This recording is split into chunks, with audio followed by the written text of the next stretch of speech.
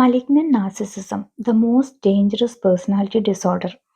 നിങ്ങൾക്ക് എപ്പോഴെങ്കിലും ചില ആളുകളെ ആദ്യം ചാമിങ് ആയിട്ടും പിന്നീട് ക്രൂരന്മാരായിട്ടും തോന്നിയിട്ടുണ്ടോ?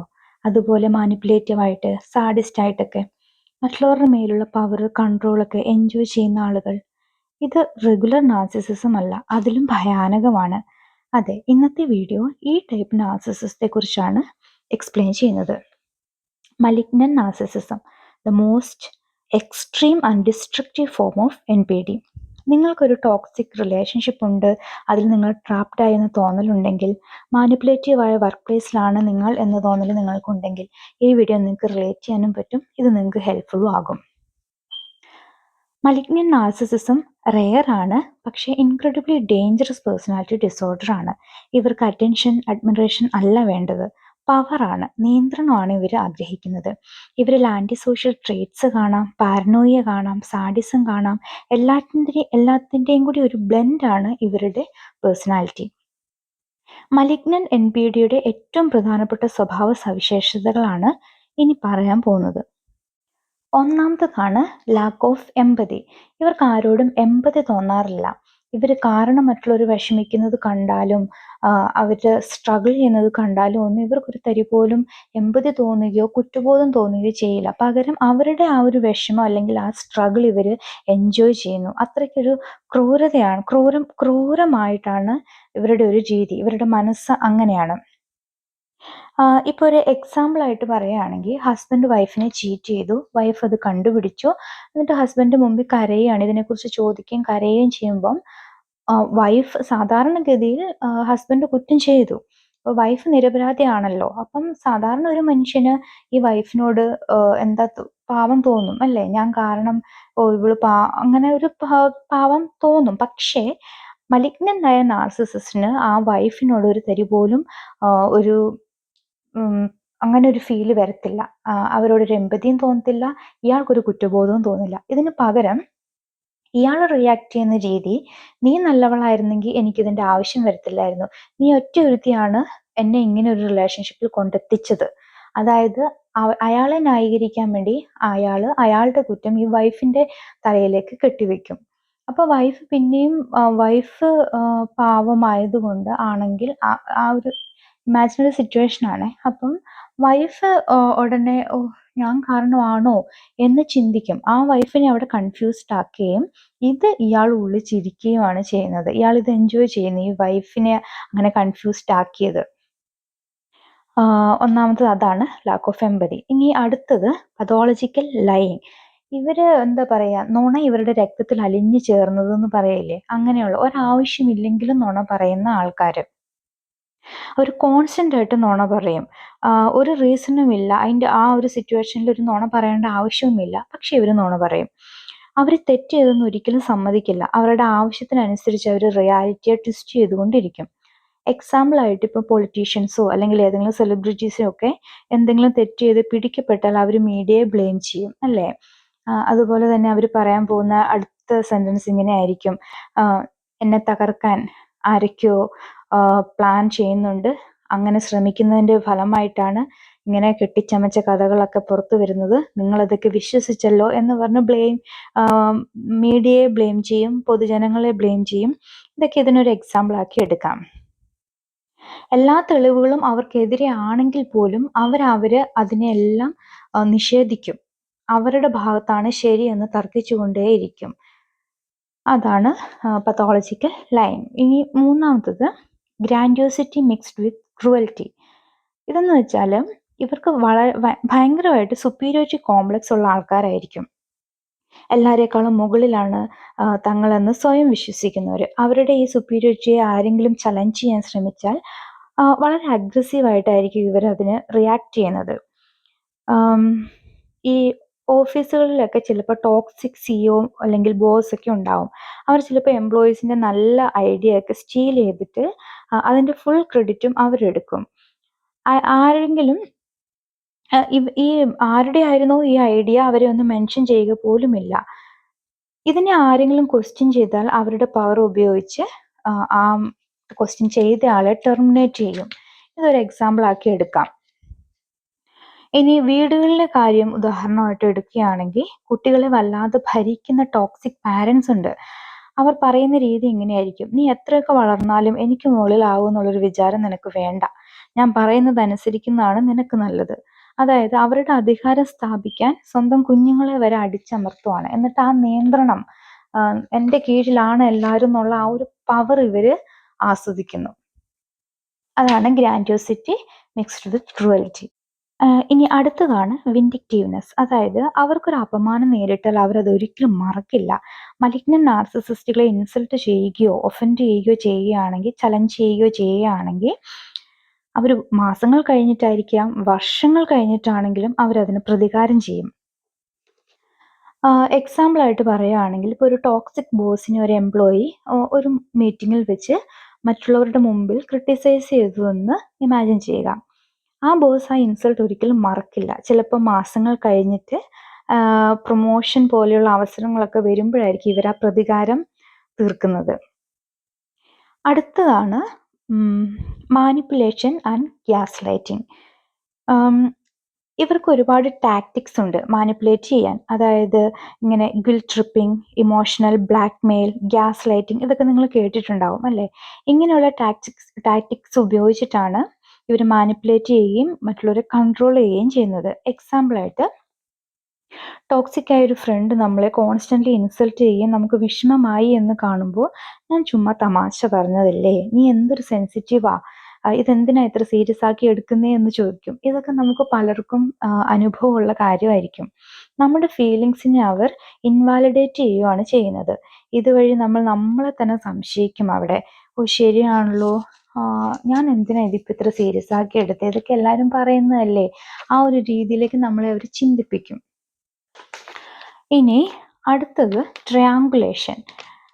ഇതെന്താന്ന് പൊതുവെ നമ്മുടെ നാട്ടിലൊക്കെ ഇങ്ങനെ പറയില്ലേ, കുത്തിത്തിരിപ്പ് എന്നൊക്കെ പറയില്ലേ, അതുപോലെ. അതായത് ആൾക്കാരെ തമ്മിൽ തെറ്റിക്കുക, തമ്മിൽ അകറ്റുന്ന ഒരു രീതിയാണ് ഇത്.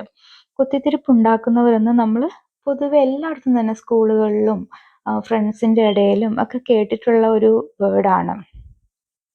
എക്സാമ്പിൾ ആയിട്ട് പറയുമ്പോൾ നിങ്ങൾക്ക് ഇത് കൂടുതൽ മനസ്സിലാവും. ഇപ്പൊ ടോക്സിക് ആയ ഒരു ബോസ് ജോലിക്കാരോട്, ഇപ്പൊ രണ്ട് ജോലിക്കാരെ എടുക്കാം. ഒരാളുടെ പേര് എ, രണ്ടാമത്തെ ആളുടെ പേര് ബി. അപ്പൊ ഈ ബോസ് എയോട് ബിയെ കുറിച്ചും ബിയോട് എയെ കുറിച്ചും അങ്ങോട്ടും ഇങ്ങോട്ടും തെറ്റിദ്ധാരണ ഉണ്ടാക്കുന്നത് പോലെ പറയും. എക്ക് ബിയോടും ബിക്ക് എയോടും ശത്രുത ഉണ്ടാവും. പക്ഷെ ഇവർക്ക് രണ്ടുപേരോടും ബോസിനോട് വിശ്വാസം കൂടുകയും അപ്പൊ ഇവർ രണ്ടുപേരും അങ്ങോട്ടും ഇങ്ങോട്ടും മത്സരിച്ച് ബോസിനെ ഇംപ്രസ് ചെയ്യാൻ ശ്രമിക്കുകയും ചെയ്യും. അപ്പൊ ബോസ് ഈ ഒരു കൺട്രോൾ എൻജോയ് ചെയ്യുന്നു. അത് ഒരു എക്സാമ്പിൾ ആക്കി എടുക്കാം. ഇനി ചില വീടുകളിലും ഉണ്ട് കേട്ടോ ഇങ്ങനെ ഇത് ടോക്സിക് ആയ പാരൻസ്.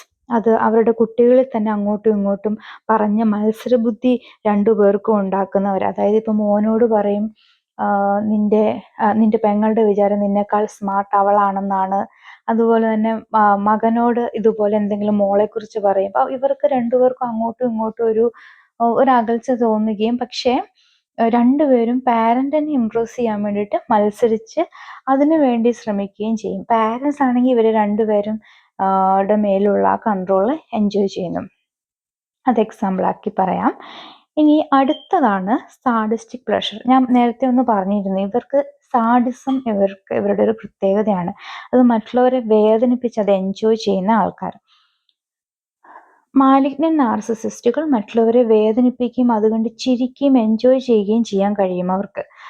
എക്സാമ്പിൾ ആയിട്ട് പറയുകയാണെങ്കിൽ, ഈ സ്കൂളുകളിലൊക്കെ ബുള്ളി ചെയ്യുന്ന കുട്ടികളില്ലേ, അവരെ നമുക്ക് മലിഗ്നന്റ് നാർസിസിസ്റ്റിന്റെ ഇതിൽ പെടുത്താം. അതായത് ഈ ബുള്ളി ചെയ്തിട്ട് ആരാണോ ബുള്ളി ചെയ്യുന്ന ആ കുട്ടിയുടെ കരച്ചിൽ കേൾക്കുമ്പോൾ, അവർ വേദനിക്കുന്ന കേൾക്കുമ്പോൾ പൊട്ടിച്ചിരിക്കാൻ കഴിയുന്നത്, അല്ലെങ്കിൽ പിന്നീട് ഇതിനെക്കുറിച്ച് പറഞ്ഞ് ഓർത്ത് ഒക്കെ ചിരിക്കാൻ പറ്റുന്നത് ഒക്കെ ക്രൂരതയാണ്, അതൊക്കെ സാഡിസമാണ്. ഇനി അടുത്തതാണ് പാരനോയ്യ. പാരനോയ്യ എന്ന് പറയുന്നത് അത് എല്ലാവരും തങ്ങൾക്കെതിരാണെന്നുള്ളൊരു തോന്നലല്ല, ഒരു വിശ്വാസം ഇവർക്ക് ഉണ്ടാവുന്നു. ഇപ്പോൾ ഓഫീസിലൊക്കെ ചില ബോസ് അല്ലെങ്കിൽ ചില ചില ബോസുകളൊക്കെ എക്സാമ്പിളായിട്ട് എടുക്കാം. അതായത് അവരുടെ എംപ്ലോയി, ഏതെങ്കിലും ഒരു പാവം പിടിച്ച എംപ്ലോയി എൻ്റെ ഐഡിയ ഒക്കെ വേറെ ആൾക്കാർക്ക് ചോർത്തി കൊടുക്കുന്നുണ്ട് എന്നുള്ള സംശയം കൊണ്ടൊക്കെ പിരിച്ചു വിടുന്നത്. ചിലപ്പോൾ ആ ജീവനക്കാരന് ഇതിനെക്കുറിച്ച് യാതൊരു അറിവും ഉണ്ടാവില്ല. അങ്ങനെ മറ്റുള്ളവർ തങ്ങൾക്കെതിരാണ്, എന്നെ അവര് ഉപദ്രവിക്കാനുള്ള അല്ലെങ്കിൽ എനിക്കെതിരെ ഇവർ പ്രവർത്തിക്കുന്നുണ്ട് എന്നൊക്കെയുള്ളൊരു വിശ്വാസം. അതൊരു സത്യവുമല്ല. ആ പിരിച്ചുവിട്ട ആൾക്ക് ഇതിനെക്കുറിച്ച് യാതൊരു അറിവും ഉണ്ടാവില്ല. ഇത് ഇവരുടെ പാരനോയിയാണ്. ഇവര് അങ്ങനെ വിശ്വസിക്കുകയാണ്. അപ്പം ഇതൊക്കെയാണ് മലിഗ്നന്റ് നാർസിസിസ്റ്റിന്റെ ലക്ഷണങ്ങൾ എന്ന് പറയുന്നത്. ഇനി എങ്ങനെയാണ് നമുക്ക് ഇവരിൽ നിന്ന് രക്ഷപ്പെടാം എന്ന് കാണാം. ഇവരിൽ നിന്ന് രക്ഷപ്പെടാനുള്ള ആദ്യത്തെ വഴി എന്ന് പറയുന്നത് ഇവരുടെ ഈ റെഡ് ഫ്ലാഗ്സ് നേരത്തെ മനസ്സിലാക്കുക എന്നുള്ളതാണ്. റെഡ് ഫ്ലാഗ്സ് ഞാൻ ഇനി എക്സ്പ്ലെയിൻ ചെയ്യണമെങ്കിൽ ഒന്നും കൂടി ഞാൻ വേഗം പറയാം. അതായത് അവർ കോൺസ്റ്റന്റ് ആയിട്ട് നുണ പറയുന്നു, അതുപോലെ തന്നെ മറ്റുള്ളവരെ അപമാനിക്കുന്നത് അല്ലെങ്കിൽ വേദനിപ്പിക്കുന്നത് എൻജോയ് ചെയ്യുന്നു, ഒരു കാര്യത്തിലും റെസ്പോൺസിബിലിറ്റി ഏറ്റെടുക്കുന്നില്ല, ആൾക്കാരെ തമ്മിൽ തമ്മിൽ തെറ്റിക്കുന്നു, അതുപോലെ വല്ലാതെ പക മനസ്സിൽ കൊണ്ട് നടക്കുകയും പക എന്താ പറയാ പകരം വീട്ടുകയും ചെയ്യുന്നു. ഇതൊക്കെയാണ് ഈ റെഡ് ഫ്ലാഗ്സ്. ഇങ്ങനെ റെഡ് ഫ്ലാഗ്സ് നിങ്ങൾ കാണുകയാണെങ്കിൽ എത്രയും പെട്ടെന്ന് അവരിൽ നിന്ന് രക്ഷപ്പെടുക, അല്ലെങ്കിൽ അവരിൽ നിന്ന് നമ്മളെ പ്രൊട്ടക്ട് ചെയ്യാനുള്ള വഴി നോക്കുക. രണ്ടാമത് സെറ്റ് സ്ട്രോങ് ബൗണ്ടറി. അതായത് ഈ മലിഗ്നന്റ് നാർസിസിസ്റ്റുകൾ ഒരിക്കലും മറ്റുള്ളവരുടെ പേഴ്സണൽ ബൗണ്ടറി റെസ്പെക്ട് ചെയ്യുന്നവരല്ല. നമ്മൾ ക്ലിയർ ആയിട്ട് ലിമിറ്റ് വെക്കുക, അതിൽ സ്റ്റിക്ക് ഓൺ ചെയ്യുക. അപ്പം എക്സാമ്പിൾ ആയിട്ട് പറയണമെങ്കിൽ ഈ ഞാൻ നേരത്തെ പറഞ്ഞ പോലെ ഒരു ടോക്സിക് ഫ്രണ്ട് നിങ്ങളെ വല്ലാതെ കളിയാക്കുകയും ഇൻസൾട്ട് ചെയ്യുകയും ചെയ്തിട്ട് നമുക്ക് വിഷമമായി എന്ന് കാണുമ്പം നീ സെൻസിറ്റീവ് ആയതുകൊണ്ടല്ലേ, ഞാനിതൊക്കെ സീരിയസ് ആയിട്ട് പറഞ്ഞതാണോ, ഇതൊക്കെ തമാശയല്ലേ എന്ന് പറയുമ്പോൾ എങ്ങനെയാണ് റിയാക്ട് ചെയ്യേണ്ടതെന്ന് വെച്ചാൽ കോൺഫിഡൻ്റ് ആയിട്ട് അവരോട് പറയുക, എനിക്കതത്ര തമാശയായിട്ട് തോന്നിയില്ല, എന്നോട് ഇനി മേലെ ഇങ്ങനെ സംസാരിക്കരുത്. അവര് പിന്നീട് അബദ്ധത്തിൽ പറഞ്ഞു പോയവരാണെങ്കിൽ പിന്നീട് അത് ആവർത്തിക്കില്ല. പക്ഷേ മലിഗ്നന്റ് നാർസിസിസ്റ്റുകളാണെങ്കിൽ അവർ ഇത് പിന്നെയും ചെയ്യും. അപ്പൊ പിന്നെ അവരിൽ നിന്ന് ഡിസ്റ്റൻസ് കീപ്പ് ചെയ്യുക. രണ്ടാമത്തെ ഒരു എക്സാമ്പിൾ ആയിട്ട് പറയുകയാണെങ്കിൽ ചില ഫാമിലിയിലൊക്കെ ഫാമിലി മെമ്പർ നമ്മുടെ നാർസിസിസ്റ്റ് ആയ ഏതെങ്കിലും പാരന്റ് ആയിരിക്കാം, ഇങ്ങനെ പറയും, നിനക്ക് ഒരു നന്ദിയുമില്ല, ഞാൻ എന്തെല്ലാം നിനക്ക് ചെയ്താലും ഒരു നന്ദി ഇല്ലാത്തവനാണ് നീ എന്ന് പറയുക. അപ്പം എന്താ ഫേം ആയിട്ട് തന്നെ അവരോട് റെസ്പോണ്ട് ചെയ്യുക, ഓക്കെ എനിക്ക് ചെയ്തു തന്ന എല്ലാ കാര്യങ്ങൾക്കും നന്ദി, പക്ഷെ എനിക്കിപ്പോൾ തീരുമാനം എടുക്കാൻ അറിയാം എൻ്റെ കാര്യങ്ങൾക്ക്, ഞാനത് ഞാൻ തന്നെ എടുത്തോളാം എന്ന് സ്ട്രോങ് ആയിട്ട് പറയുക. അപ്പം ശരിക്കും പറയുകയാണെങ്കിൽ ഒരു നോർമൽ മനുഷ്യനാണെങ്കിൽ ഓക്കെ, നമ്മുടെ സിറ്റുവേഷൻ അല്ലെങ്കിൽ നമ്മുടെ ഫീലിങ്സ് അവർക്ക് മനസ്സിലാവും. നാർസിസിസ്റ്റ് ആയ ഒരു പാരന്റിന് ഇത് അക്സെപ്റ്റ് ചെയ്യാൻ പറ്റില്ല. അവരിത് പിന്നെയും ഇങ്ങനെ തന്നെ ആണ് റിയാക്ട് ചെയ്യുന്നത്, ഇനിയും ഇങ്ങനെ തന്നെയാണ് കണ്ടിന്യൂ ചെയ്യുന്നതെങ്കിൽ ഒരു ഡിസ്റ്റൻസ് അവരിൽ നിന്ന് കീപ്പ് ചെയ്യും. അടുത്തത് മൂന്നാമത്തെ വഴി എന്ന് പറയുന്നത് ഇമോഷണൽ റിയാക്ഷൻസ് ഒഴിവാക്കുക. ഇവരോട് ഇമോഷണൽ ആയിട്ട് റെസ്പോണ്ട് ചെയ്യരുത്, കാമായിട്ടിരിക്കുക, ഇവരിൽ നിന്ന് ഡിറ്റാച്ച്ഡ് ആവുക.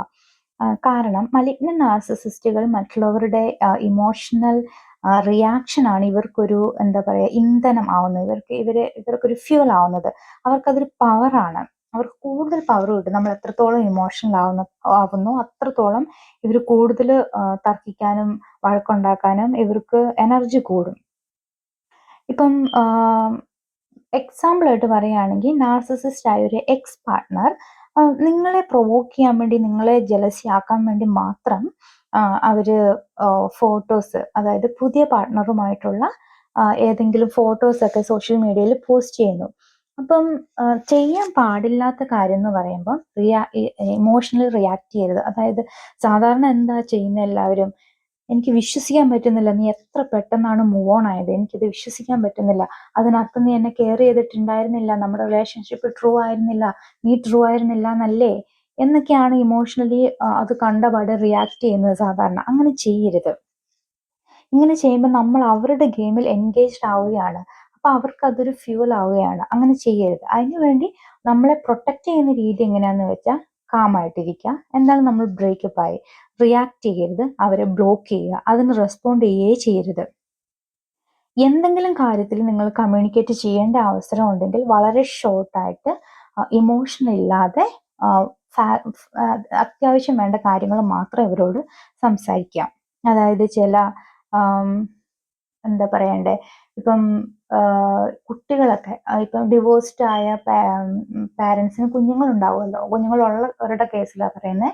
അപ്പൊ ആ കുഞ്ഞുങ്ങളെ നോക്കുന്ന കാര്യത്തിൽ ഇവർക്കൊക്കെ കമ്മ്യൂണിക്കേറ്റ് ചെയ്യേണ്ടി വരും. അപ്പൊ നമുക്ക് കംപ്ലീറ്റ് ആയിട്ട് റിലേഷൻഷിപ്പ്, കംപ്ലീറ്റ് ആയിട്ട് ഇവരുമായിട്ടുള്ള കോണ്ടാക്ട് നമുക്ക് ബ്ലോക്ക് ചെയ്യാൻ പറ്റില്ല. അപ്പം ഇവരുമായിട്ടുള്ള സംസാരം വളരെ ഷോർട്ട് ആക്കുക. ഒരിക്കലും ഇമോഷണലി ഇവരോട് റെസ്പോണ്ട് ചെയ്യരുത്. ഇനി അടുത്തതാണ്, ഒരിക്കലും നമ്മുടെ വീക്ക്നെസ് അല്ലെങ്കിൽ നമ്മുടെ പേഴ്സണൽ ലൈഫ് നിങ്ങൾ ഷെയർ ചെയ്യരുത്. ഇത് എപ്പോഴും എല്ലാവർക്കും പറ്റുന്ന അബദ്ധമാണ്. അങ്ങനെ ചെയ്യരുത്. മലിഗ്നന്റ് നാർസിസിസ്റ്റ് നമ്മുടെ വൾണറബിലിറ്റിയെ നമുക്ക് എതിരെ തന്നെ ഉപയോഗിക്കും. എക്സാമ്പിൾ ആയിട്ട് പറയണമെങ്കിൽ, ഇപ്പം ഒരു കോവർക്കർ, ജോലി സ്ഥലത്തെ കാര്യമാണ് പറയുന്നത്. ഒരു കോവർക്കർ നമ്മളോട് നമ്മുടെ ഫ്രണ്ടായിട്ട് പ്രിറ്റൻഡ് ചെയ്തിട്ട് നമ്മളോട് കുറെ സംസാരിക്കുന്നു. സംസാരത്തിന്റെ ഇടയിൽ ചോദിക്കുകയാണ്, നീ ചെയ്തിട്ടുള്ള ഏറ്റവും വേസ്റ്റ് മിസ്റ്റേക്ക് എന്താണ് ഈ ജോലി സ്ഥലത്ത് വന്നിട്ട് എന്ന് ചോദിക്കാം. നമ്മൾ ഇവരെ വിശ്വസിച്ചിട്ട് ഉള്ള കാര്യങ്ങൾ പറഞ്ഞു പോകും. അങ്ങനെ ചെയ്യരുത്. ഒരിക്കലും ടൂ മച്ച് ആയിട്ട് ഇവരുടെ അടുത്ത് ഓപ്പൺ ചെയ്യരുത്. അവരത് നമ്മൾക്കെതിരെ ഉപയോഗിക്കും. നമ്മൾ ചെയ്ത മിസ്റ്റേക്ക് നമ്മൾക്കെതിരെ ഇവരെ ഉപയോഗിക്കും. അപ്പൊ എങ്ങനെയാണ് ഈ സിറ്റുവേഷൻ നമ്മൾ പ്രൊട്ടക്ട് ചെയ്യേണ്ടതെന്ന് വെച്ചാൽ, കോൺവെർസേഷൻ വളരെ ന്യൂട്രൽ ആക്കണം. അതായത് പ്രൊഫഷണൽ ആയിട്ട് ന്യൂട്രൽ ആയിട്ട് ഇവരോട് സംസാരിക്കണം. ഞാൻ പല മിസ്റ്റേക്കുകളും ചെയ്തിട്ടുണ്ട്, പക്ഷെ അതിൽ നിന്നൊക്കെ ഞാൻ പഠിച്ചു. അവർക്കൊരിക്കലും നമ്മളെ ഇത് നമുക്കെതിരെ ഒരു വെപ്പൺ ആക്കാനുള്ള ഒരു അവസരം അവർക്ക് കൊടുക്കരുത്. ഇങ്ങനെ ഇപ്പൊ നീ കൃത്യമായിട്ട് ചോദിച്ചാൽ, എനിക്ക് ഓർമ്മയില്ല, പക്ഷെ ഞാൻ ചെയ്തിട്ടുണ്ട്, മിസ്റ്റേക്സ് ഒക്കെ ചെയ്തിട്ടുണ്ട്, പക്ഷെ അതിൽ നിന്നൊക്കെ ഞാൻ പഠിച്ചു, ഇനി അതൊന്നും ചെയ്യലായിരിക്കും. അങ്ങനെ പറയുക. പ്രൊഫഷണൽ ആയിട്ട് വളരെ ന്യൂട്രൽ ആയിട്ട് ഇവരോട് റെസ്പോണ്ട് ചെയ്യുക. ഒരിക്കലും നമ്മുടെ വൾണറബിലിറ്റീസ്, നമ്മുടെ വീക്ക്നെസ്, നമുക്ക് പറ്റിയ തെറ്റുകൾ ഒന്നും ഈ ജോലി സ്ഥലത്ത് മറ്റുള്ളവരോട് ഷെയർ ചെയ്യരുത്. അത്രമേൽ നിങ്ങൾക്ക് വിശ്വാസമുള്ളവരോട് മാത്രമേ ഇങ്ങനത്തെ കാര്യങ്ങളൊക്കെ ഷെയർ ചെയ്യാൻ പാടുള്ളൂ. ഇനി അഞ്ചാമത്തത്, നമ്മുടെ റെപ്യൂട്ടേഷനെ നമ്മൾ പ്രൊട്ടക്റ്റ് ചെയ്യുക. ഒരു മലിഗ്നന്റ് ആയ നാർസിസിസ്റ്റ് അവർ ത്രെട്ടൻഡ് ആയിട്ട് അവർക്കൊരു ഫീല് വന്നാൽ നമ്മുടെ റെപ്യൂട്ടേഷനെ വല്ലാതെ തകർക്കാൻ നോക്കും. നമ്മൾ അവരെ എക്സ്പോസ് ചെയ്യുന്നതിന് മുമ്പ് അവർ നമ്മളെ തകർക്കാനുള്ള ശ്രമം നടത്തും. ഇപ്പം എക്സാമ്പിൾ ആയിട്ട് പറയുകയാണെങ്കിൽ, നിങ്ങളുടെ ഒരു മറ്റേ റിലേഷൻഷിപ്പിന്റെ കാര്യത്തിൽ തന്നെ എടുക്കാം. എക്സ് പാർട്ട്ണർ നിങ്ങളെക്കുറിച്ച് ഫാൾസ് റൂമേഴ്സ് നിങ്ങളുടെ തന്നെ ഫാമിലിയോടോ നിങ്ങളുടെ തന്നെ ഫ്രണ്ട്സിനോടോ ഒക്കെ സ്പ്രെഡ് ചെയ്യും. അവരെ നിങ്ങൾ ആ റിലേഷൻ ബ്രേക്ക് ചെയ്തതിന് ശേഷം. അപ്പം നിങ്ങൾ അവരെക്കുറിച്ച് പറയുന്നതിന് മുമ്പേ നിങ്ങളെക്കുറിച്ച് അവർ പറയുന്നു. അപ്പൊ നിങ്ങൾ എന്താ ചെയ്യേണ്ടത്? നിങ്ങളെ പ്രൊട്ടക്ട് ചെയ്യാൻ വേണ്ടിയിട്ട് നിങ്ങൾക്കറിയാവുന്ന വളരെ ഫാമിലിയോടോ നിങ്ങൾക്ക് വിശ്വാസമുള്ള ആൾക്കാരോട് ഇങ്ങനെയൊക്കെയാണ്, നാർസിസിസ്റ്റ് ആയിരുന്നു ഇന്ന ആള് എന്നുള്ള കാര്യം പറയുക. അപ്പം ഈ നാർസിസിസ്റ്റ് ആയതുകൊണ്ട് തന്നെ ഇങ്ങനെയൊക്കെ അവർ റെസ്പോണ്ട് ചെയ്യാനുള്ള സാധ്യത ഉണ്ട് എന്നുള്ള കാര്യവും നിങ്ങളുടെ വേണ്ടപ്പെട്ടവരെ അറിഞ്ഞിരിക്കട്ടെ. പിന്നെ ഈ സ്ക്രീൻഷോട്ട്സ്, അതുപോലെ തന്നെ മെസ്സേജസ്, അങ്ങനെ എന്തെങ്കിലുമൊക്കെ കയ്യിലുണ്ടെങ്കിൽ അതെല്ലാം നിങ്ങൾ എന്തെങ്കിലും രീതിയിൽ നിങ്ങളുടെ റെപ്യൂട്ടേഷനെ ഇവർ തകർക്കാൻ സാധ്യതയുള്ള എന്തെങ്കിലും അവരുടെ കയ്യിലുണ്ട് എന്ന് നിങ്ങൾക്ക് തോന്നിയാൽ അതിനെയൊക്കെ നിങ്ങളുടെ കയ്യിലുള്ള പ്രൂഫ് നിങ്ങൾ സൂക്ഷിച്ചു വെക്കുക. ഇനി അടുത്തത്, ഡോക്യുമെന്റ് എവറിത്തിങ്. അത് ജോലി സ്ഥലത്തൊക്കെയാണ്, പ്രൊഫഷണൽ കാര്യങ്ങളിലാണ് ഇത് കൂടുതലായിട്ട് ആവശ്യം വരുന്നത്. എല്ലാ കാര്യവും ഡോക്യുമെന്റ് ചെയ്യുക. വർക്ക് പ്ലേസിലൊക്കെ നാർസിസിസ്റ്റ് ആയ ഒരു ബോസ് ഒക്കെ എന്താ പറയുക, നമുക്കെതിരെ ഫാൾസ്ലി അക്യൂസേഷൻസ് ഒരുപാട് കൊണ്ടുവരാനുള്ള സാധ്യതകളുണ്ട്. അപ്പം നമ്മുടെ കഴിവില്ലായ്മയെ കാണിക്കാൻ വേണ്ടി, അപ്പം നിങ്ങൾ ചെയ്യുന്ന എല്ലാ കാര്യങ്ങളും ഡോക്യുമെന്റ് ചെയ്തിട്ടുണ്ട് എങ്കിൽ അതൊന്നും നിങ്ങളെ ഏൽക്കാൻ പോകുന്നില്ല. അപ്പം നിങ്ങൾ പ്രൊട്ടക്ട് ചെയ്യണം. അതായത് എല്ലാ ഇമെയിൽസിന്റെ കോപ്പീസ്, മെസ്സേജസിന്റെ, വർക്ക് റെക്കോർഡ്സിന്റെ ഒക്കെ കോപ്പീസ് നിങ്ങൾ എടുത്തു വെക്കുക. ഇനി അവസാനത്താണ് ഇവരുമായിട്ടുള്ള കോണ്ടാക്ട് കംപ്ലീറ്റ് ആയിട്ട് കട്ട് ഓഫ് ചെയ്യുക എന്നുള്ളത് പോസിബിൾ ആണെങ്കിൽ. ഏറ്റവും നല്ല വഴിയും ഇത് തന്നെയാണ്.